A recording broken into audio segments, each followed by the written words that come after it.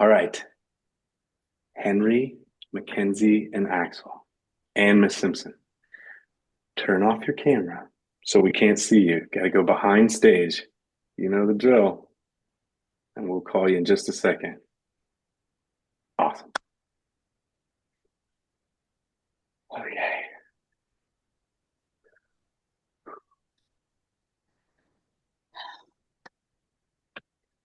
All right.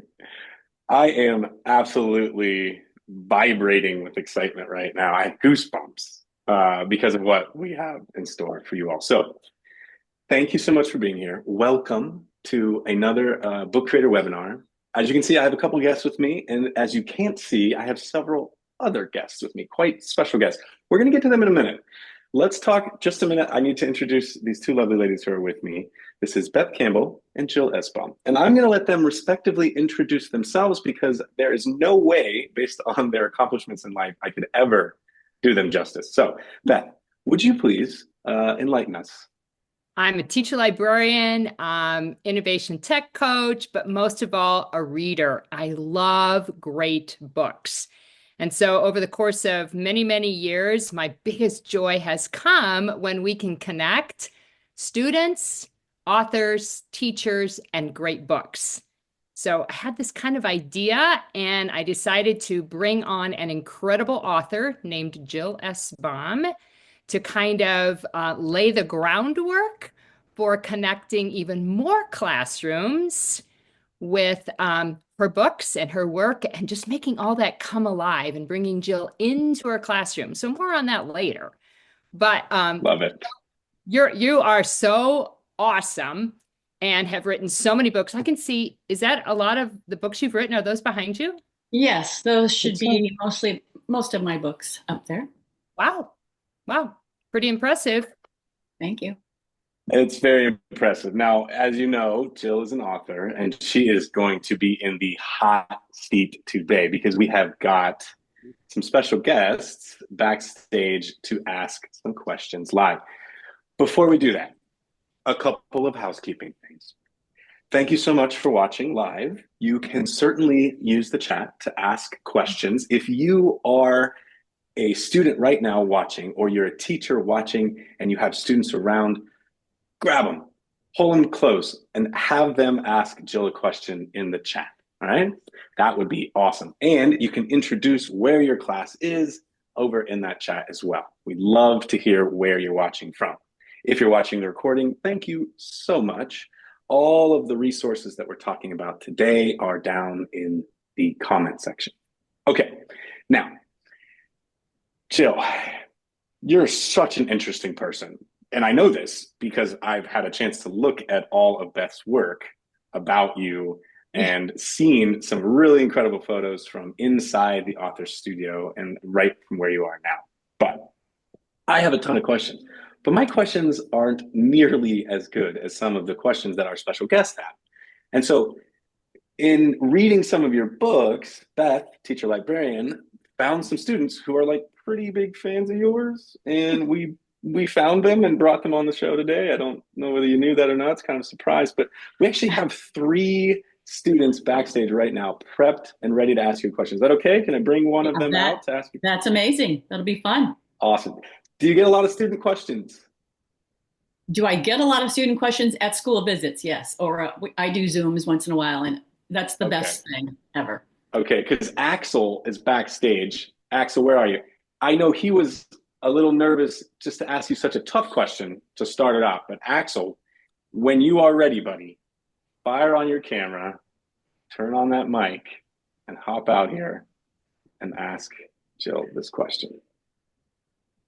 Oh, There he is. there he is. What do you like to do in your free time? Hi, Axel. In my free time, so when I'm not writing, I love to read. I bet that's a big surprise, right? I like to play games with my grandkids. I have 8 grandkiddos, and I am very competitive, so I never let them win. So that's fun. I like to take walks, take long walks. I like to play the piano. I'm really bad. I don't care. It's just for my own fun. That's one of my favorite things. I like to travel. How about you? What's your favorite thing to do? My favorite thing is to play Legos. I'm Oh, good at them. you're one of those guys who's really good with Legos, right?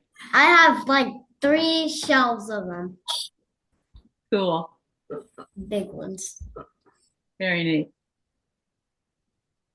That's a lot of Legos, Axel. Yes, it is. Hey, I really appreciate you today coming here and asking Jill a question live. That took a lot of courage.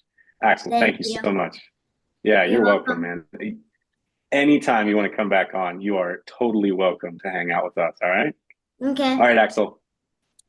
Head on backstage for me. When you head backstage, will you let Henry know that we're ready for Henry to pop out? Thanks, buddy. All right, now Henry's got a question that I think is really going to get our audience going here. This is a good one. Henry, I think you're. Oh, there's the lad. Hey, bud. Hi. How do you get informations to write in the books? Oh man, that's a really good question, Henry. Because when I first started writing nonfiction, I thought the same thing. How do I find information? But you know what? We have libraries, so I go find books about whatever I'm going to write about, and I can get on the internet and find lots of information on the internet. And basically, I have to read my brains out about the subject, whatever it is. And you know what? I'm always looking for, I don't want just plain old facts because I don't want to sound like an encyclopedia when I'm talking to you. So I'm looking for facts that make me go, whoa, I didn't know that.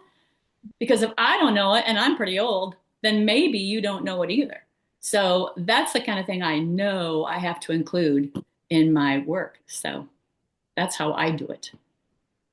Cool. Thank you. Always look for those Henry, whoa facts. for the wow factor. Henry, thank you so much for coming on today and asking Jill that question. That was Thanks, awesome. Henry. See ya. Mackenzie, I know you're back there, and I know you are itching to ask Jill a question. Here she comes. Now, this is going to be a question that I really appreciate because I am currently trying to learn one of these. Yeah. I think Mackenzie, oh, there she is. Hi, Mackenzie.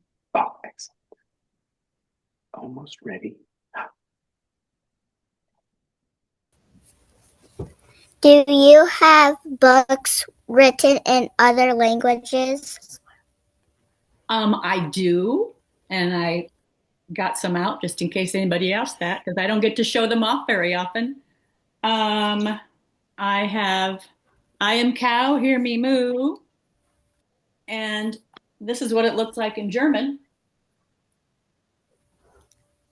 I can't read it, can you? But it's really fun to look at. And the one behind me, How to Grow a Dinosaur. Here that is. I think this is Korean. Can you read that? Wow. The pictures, No. the pictures are the same, but the words are very different. Look at Mackenzie, you don't speak Korean? that. No. And another Oh, language, okay. I'm not even sure what this is because I can't read it.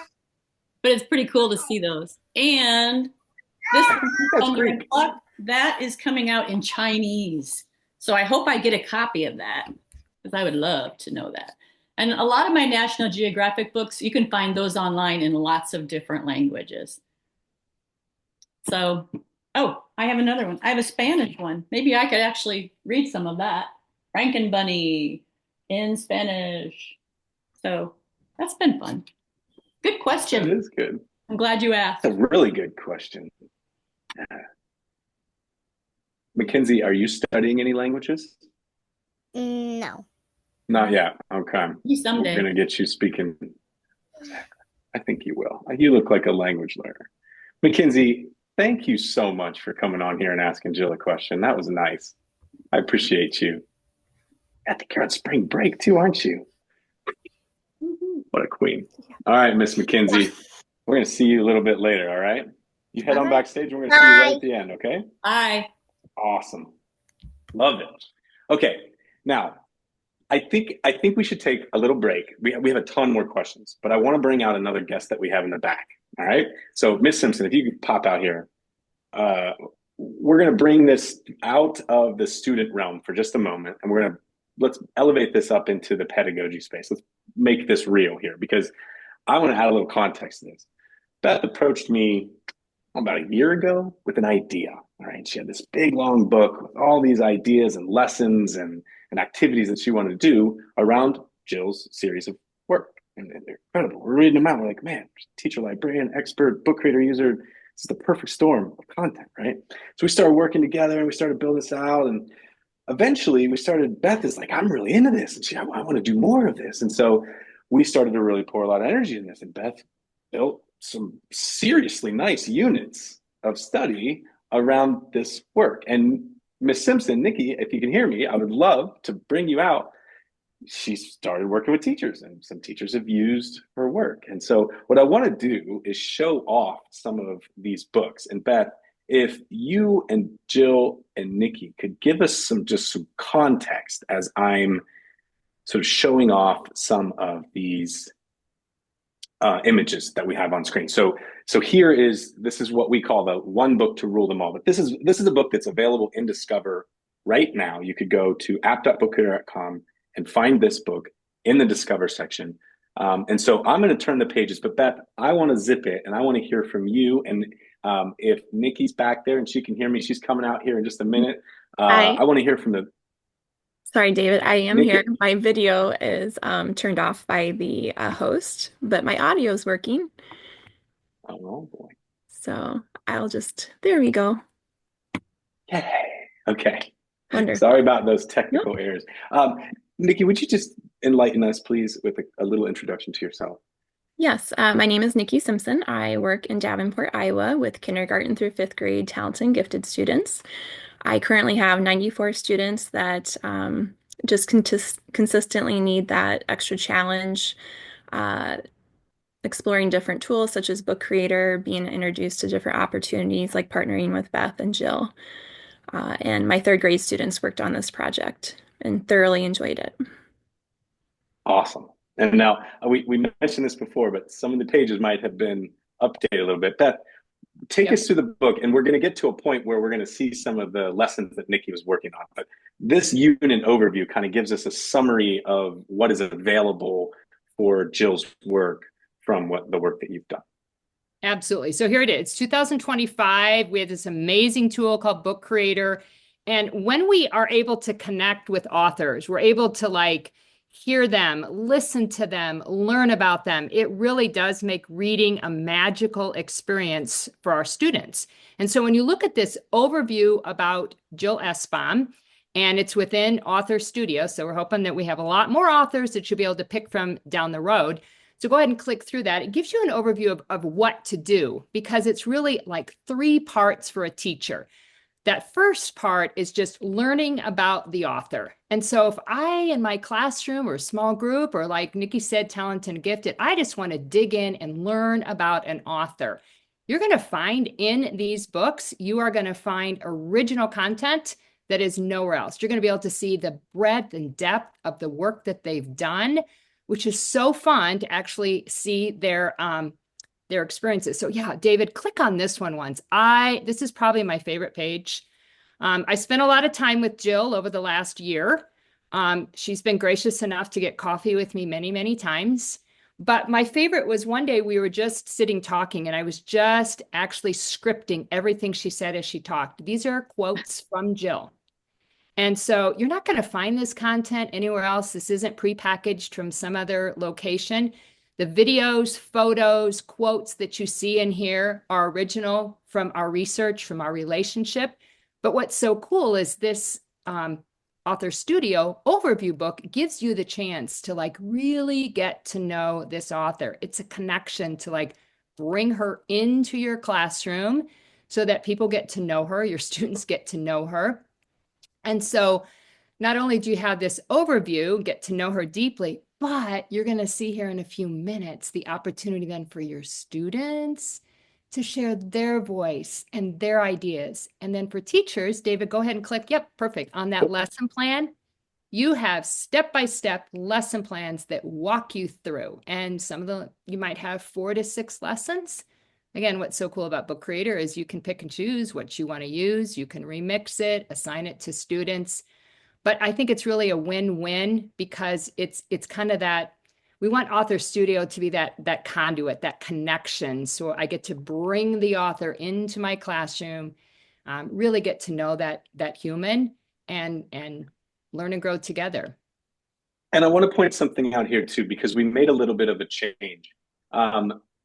We decided that the teacher guide would also have some student pages. And so one of the things that a teacher can do with the teacher guide is they can remix it or they can make a copy and then remove some of the sort of teacher level conversation pages. Like this might be a page that you want to display on the screen, but not give to students. Whereas this page is designed for student interaction. So in the teacher guide, we've given you pages that you can then use to make the student activity book that all of the kids get a copy of and they start working with. So I just wanted to point that out, Joe, as we were going through this, because I know it's a little bit different than the way we had it before with the things that Nikki worked on with her classroom.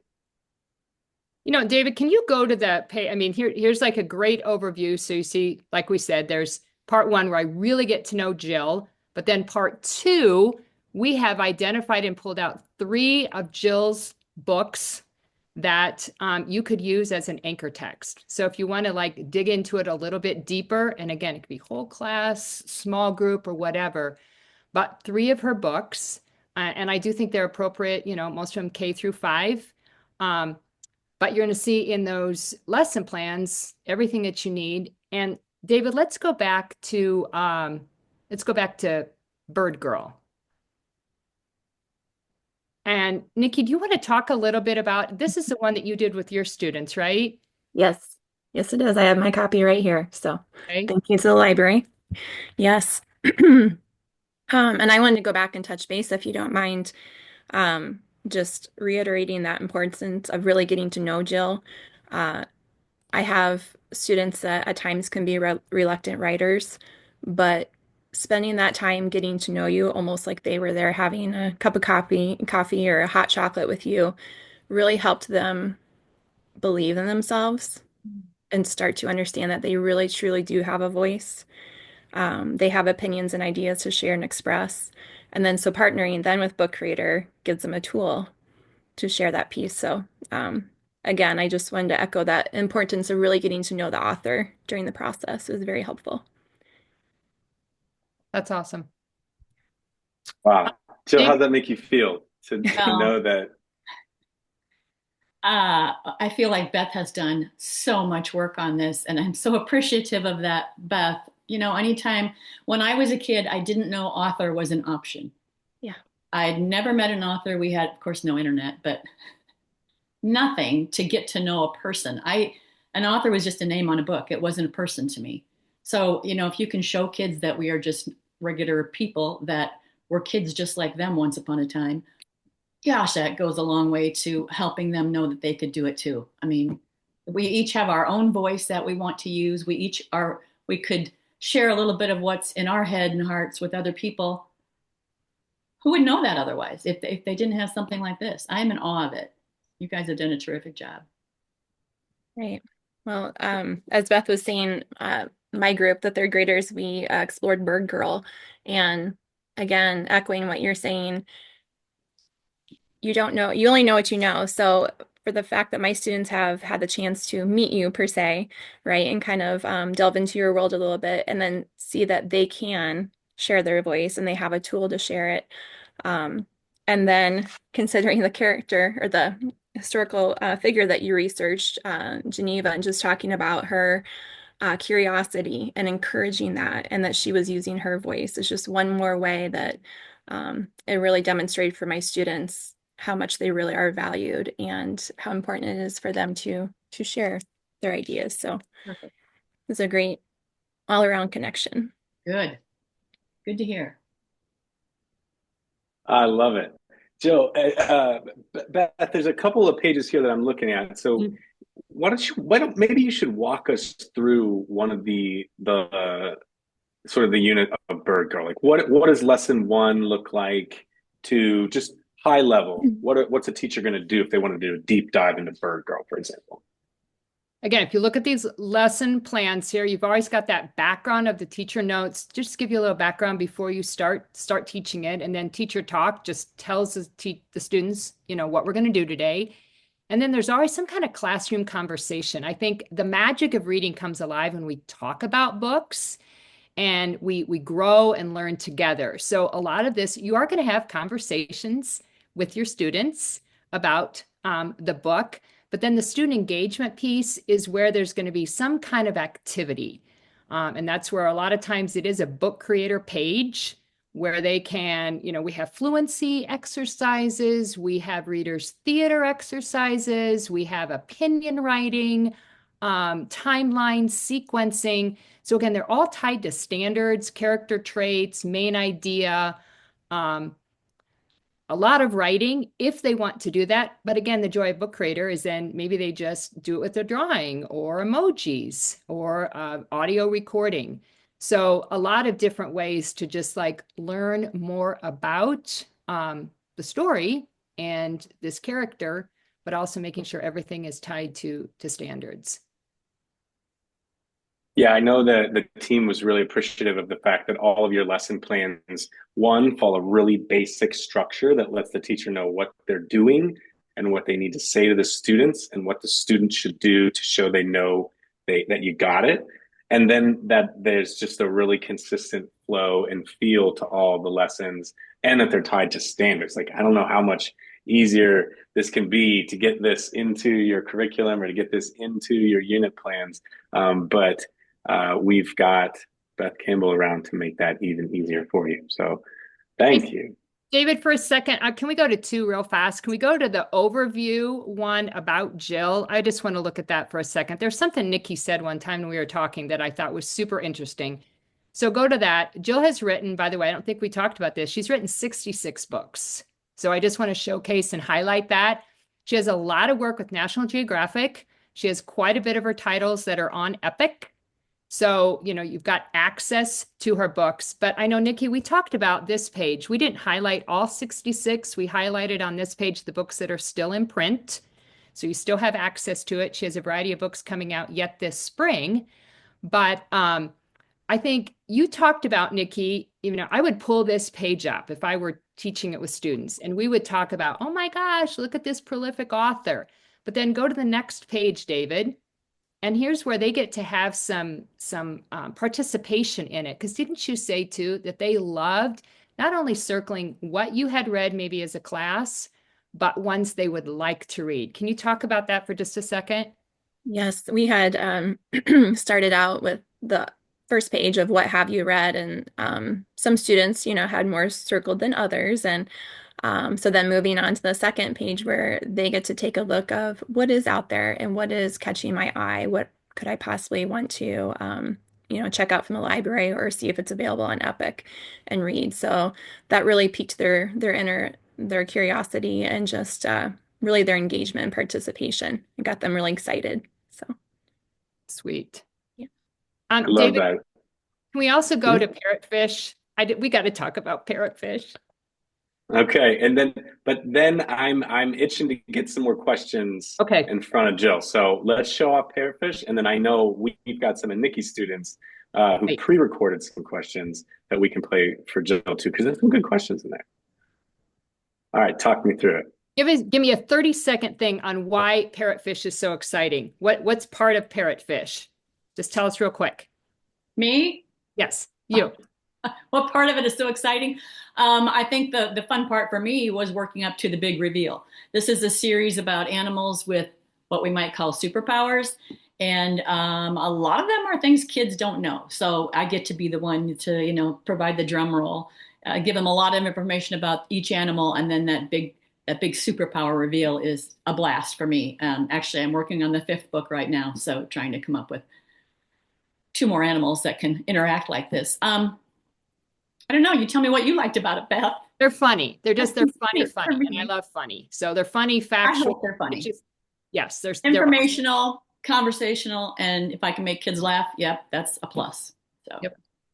Love that. And aligned to standards. It's like you have everything you'd always want, right? Like I let's try. go And do literacy. each one is set in a different habitat. So you can always also do habitat studies with these. Yeah, that is one thing. When we were making these, it was actually like, well, what we have to choose what we're not going to put in the book because there's so much opportunity to, we had to like cut things out. Okay.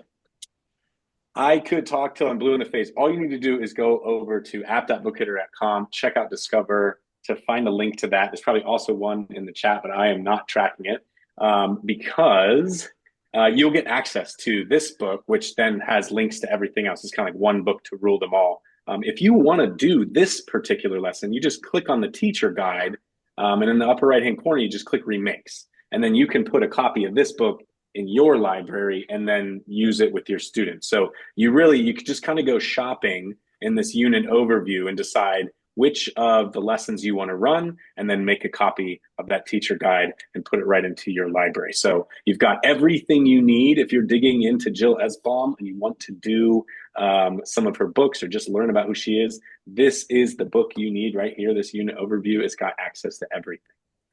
All right. I want to shift over. So we made this book with some questions, and I think Ivy is a good one to share, but I bet you I'm not sharing my audio. So I'm going to pop out, pop back in. Okay, so Nikki, these are your students, yeah? Correct. Excuse me. Yes. Awesome. Okay, and so they made this book, and this is one of the activities. And I believe what we did was we just put audio from this activity. What is this particular activity? This is from the beginning of the book where students are able to hear Jill speak about her favorite page. And then on the left-hand side, but my students have inserted their own question on the right-hand side. So this is from Ivy, one of my third graders, and you can click the button on the right and it will play her question she had. What inspired you to start making books? Thanks for the question, Ivy. I think what inspired me is that we live on a farm, kind of in the middle of nowhere, and our county bookmobile used to come to our house. We were a stop, and some of our neighbors would come and get books, and we could get books. So when my three kids were little, we got big stacks of picture books every time the bookmobile came. And some of those I read, I wasn't wild about, and others I read I loved, and I wanted to read again and again. And the better ones made me think, I wonder if I could do this, because I'd always been a storyteller since I was a little tiny kid. So that just kind of got me off the fence and made me give it a try.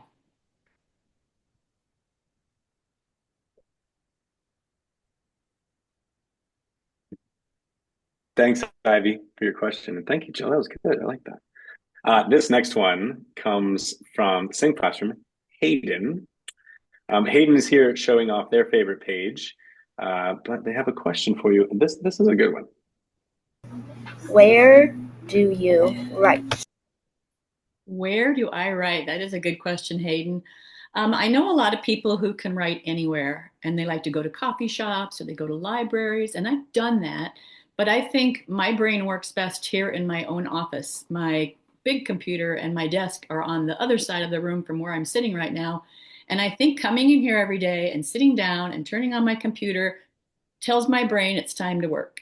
And that just is the best solution for me. So I usually work right here in my office. Good question, Hayden. Right. That's a pretty nice view out this window, too. Hayden, thanks. That was an excellent question.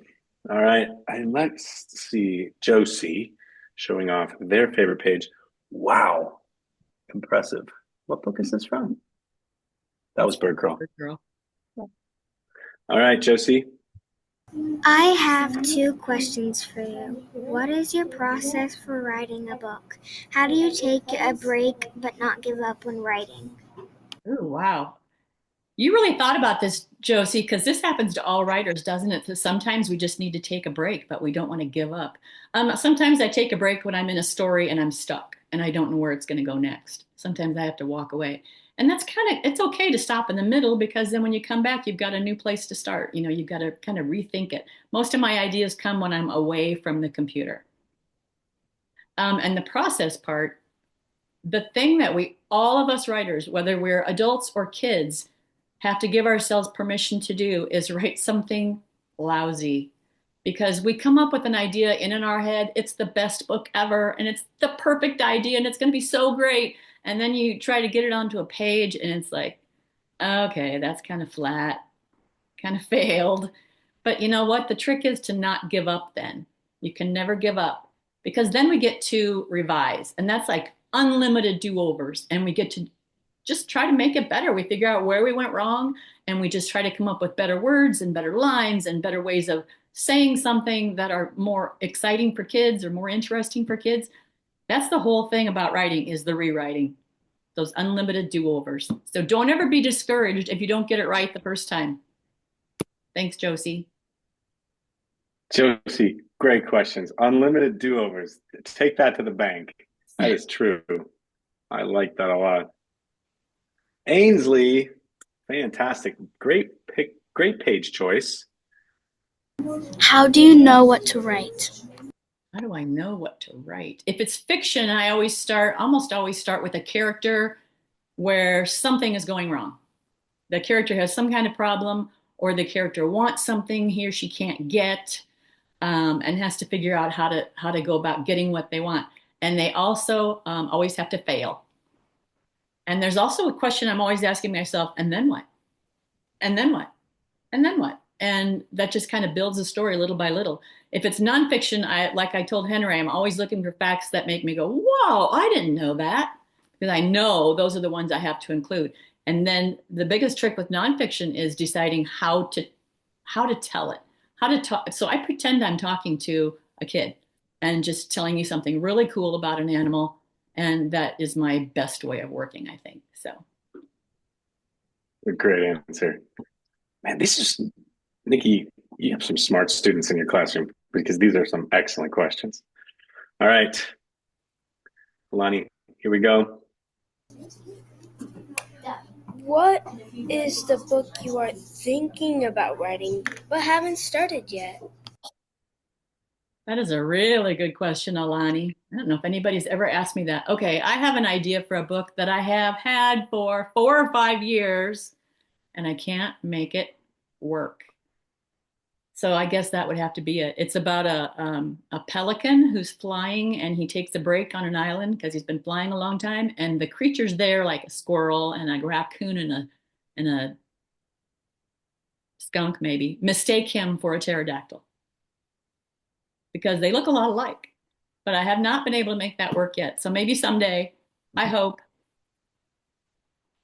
I bet you one of our future author listeners right now has got an idea for you and they need to tell it to their teacher and get in touch with us so that we can give you that idea. Pterodactyl. Yes. Email me. You know, there's a Tell skunk in there. Yeah. Tell me what you write. Start, prototyping that out, kids. Yep. Okay. So we're already past longer than we thought we'd be here, which is awesome because we are jamming and having a good time. I think that the last thing on our list, our checklist of this would make our lives the most amazing thing in the world, is if Jill would read a little bit from one of her books. Okay. Well, it is going to be a little bit because I don't want to give away the ending. This parrotfish has a superpower. This is the second book in the Animals with Superpowers series. The third one comes out in July, and that's Polecat has a superpower. But this one's parrotfish, and there's a funny hammerhead shark in it who doesn't believe that a parrotfish could have a superpower. Here he doesn't believe it. No way. So parrotfish starts out by telling us a little bit about himself, and he talks about how he lives near a reef, by a reef, around a reef. And he talks about there's 80 different kinds of parrotfish. He talks about how they're the same and how they're different. And the hammerhead is very curious and impatient, and he wants to know what the superpower is. And the parrotfish will not tell him yet. He wants to tell him all the cool things about himself first. So he finally gets to this page and says, check out my 1,000 little teeth. They're so jammed together, they smoosh into this beak shape, the super hard beak shape. And the hammerhead says, hard teeth, that's your superpower. And the parrotfish says, no, be patient. Our hard teeth are perfect for eating. And the hammerhead interrupts and says, stingrays, yum. And parrotfish says, ew, no, we eat algae and polyps. Algae? Aren't those plants?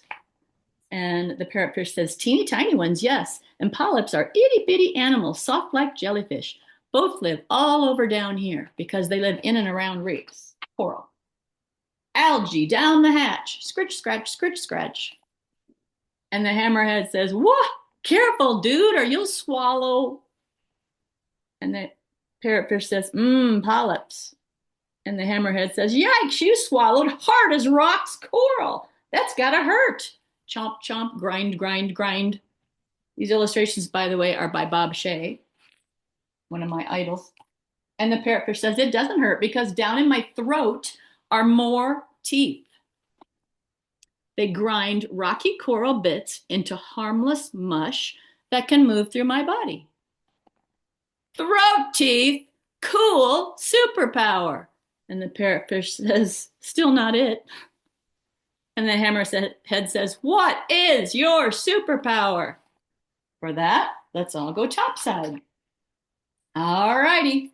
See that stretch of white sand? And hammerhead says, it's called a beach. People build castles there and have picnics and bury their legs and stuff. And parrotfish says, yes. And guess who made that beach? Me. Hammerhead says, did not. Did too. Oh, the ocean helped. Its waters break down rocks and shells. But most of that beautiful beach is made of, I can't tell you the rest. I know. Don't you do it. I can't do the big reveal.